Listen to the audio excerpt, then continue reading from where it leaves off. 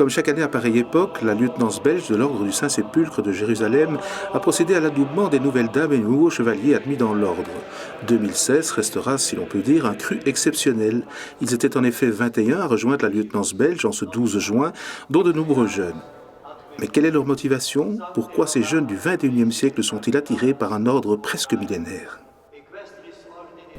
C'est un engagement en lien direct avec notre foi. Le Christ s'est incarné en Terre Sainte et aller pour nous découvrir les chrétiens de Terre Sainte, les aider, c'est se souvenir que le Christ s'est incarné, qu'il est venu dans notre monde pour nous. Et pour nous, c'est très important de le faire vivre et d'en porter encore le témoignage aujourd'hui. On y trouve une école de prière, une école d'engagement chrétien. Ça nous plaît et généralement on y reste. Tous les mois, nous avons des réunions et nous devons préparer une revue de presse de l'actualité des chrétiens de Terre Sainte. Et puis, à force de se rendre compte qu'il fallait avoir de multiples sources, on a décidé de centraliser toutes les sources liées à l'actualité des chrétiens de Terre Sainte à travers un site qui s'appelle Tribune de Terre Sainte, qui est présent sur Twitter et Facebook aussi, où il y a tous les jours des articles en lien avec l'actualité des chrétiens de Terre Sainte. Moi tout d'abord c'était un voyage en Terre Sainte dans un cadre familial où j'ai vraiment découvert ce que c'était un aperçu pendant 15 jours. J'ai été très sensible à ce lieu, aux habitants et effectivement quand un ami m'a parlé de son engagement au sein du Saint-Sépulcre, j'ai trouvé un vrai sens à l'appel que j'avais ressenti en voyage là-bas. Et donc ça a été une porte qui s'est ouverte et je me suis engouffré et je ne regrette pas puisque ça va faire bientôt 3 ans que j'y suis et donc pour moi ça reprend à la fois un sens vis-à-vis de ma sensibilité pour les chrétiens qu'il y a là-bas et puis aussi un engagement de vie chrétienne à la fois au quotidien et puis sur notre temps libre vis-à-vis de l'Église qui est toujours vivante et qu'il faut encourager à rester là-bas. Alors ils furent tous remplis de l'Esprit Saint. Ils se mirent à parler en... Alors moi c'est une affaire de famille, c'est via mon père qui est devenu chevalier 1 an et demi avant moi, qui m'a du coup fait connaître les écuyers que j'ai rejoints et puis là la boucle est bouclée puisque ma mère vient d'être investie aujourd'hui dans la lieutenance de Belgique. En vertu du mandat que j'ai reçu, je vous constitue et proclame dame du Saint. Depuis quelques années, la lieutenance belge accueille de plus en plus de jeunes. Benoît Cole, qui est en charge des activités pour cette catégorie de membres, se réjouit de leur dynamisme. Et alors les jeunes de la lieutenance ont effectivement depuis quelques années un dynamisme accru pour recruter de nouveaux membres et aussi pour partager des moments de prière, de service également entre jeunes, mais également avec les épouses, les enfants également. Donc ça c'est très important d'avoir créé d'activités. Alors, quel genre d'activité? Alors comme activité, nous avons par exemple l'an passé, pour ne prendre que l'an passé, participé au pèlerinage fluvial sur la Seine à Notre-Dame de Paris. Où nous avons aidé à la procession de Notre-Dame de Paris.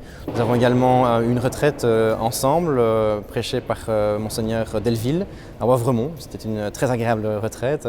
Nous avons également participé récemment à un pèlerinage à Rome durant la période de l'Ascension. Nous avons eu l'occasion de rencontrer le cardinal Burke, également de visiter de manière approfondie les basiliques majeures, de passer les portes saintes. Et tout ceci était vraiment très très intense et en franche camaraderie également et avec de bons moments de plaisir aussi parce que c'est important de partager aussi les moments de plaisir. La cérémonie s'est déroulée dans l'église Notre-Dame du Sablon, église capitulaire de l'ordre du Saint-Sépulcre. Elle était présidée par Monseigneur Jean Coquerolles, évêque auxiliaire de Bruxelles et grand prieur de l'ordre. De nombreux prêtres étaient également présents, ainsi que le nonce apostolique auprès de l'Union européenne, Monseigneur André Le Beaupin, et l'évêque de Tournai, Monseigneur Guy Arpigny, venu célébrer l'adoubement du doyen de Thoin, l'abbé Philippe Pêtre.